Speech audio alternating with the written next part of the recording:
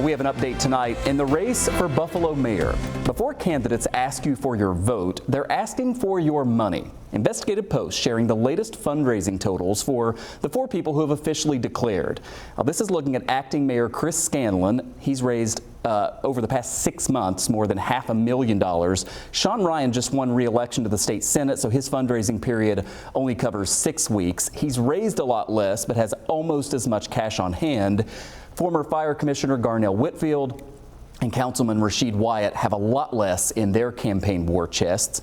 What to make of all this? Investigative Post Associate Editor Geoff Kelly joins me live here tonight. How do you size this up in the money race? Well, as you pointed out, there are 2 clear front runners. Yep. You know, the sort of quasi-incumbent acting mayor Chris Scanlon and his leading challenger, the state senator Sean Ryan.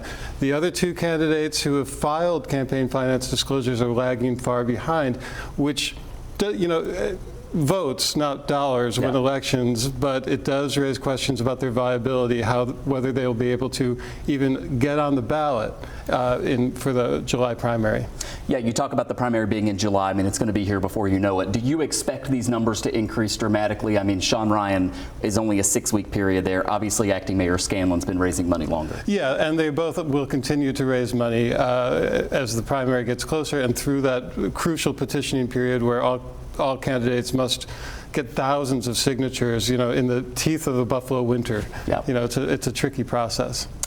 Finally, whenever you look at those 4 candidates who officially declared, what about the others? We think this is going to be a pretty crowded field of candidates, right? But if these are the only ones who have official, you know, campaigns and are able to raise money, I mean, it does sort of seem to narrow this down a little. They're the ones who have raised money so far, who have campaign committees. There are others who have officially declared, and we don't know what their fundraising looks like yet. We won't until about a month before the primary.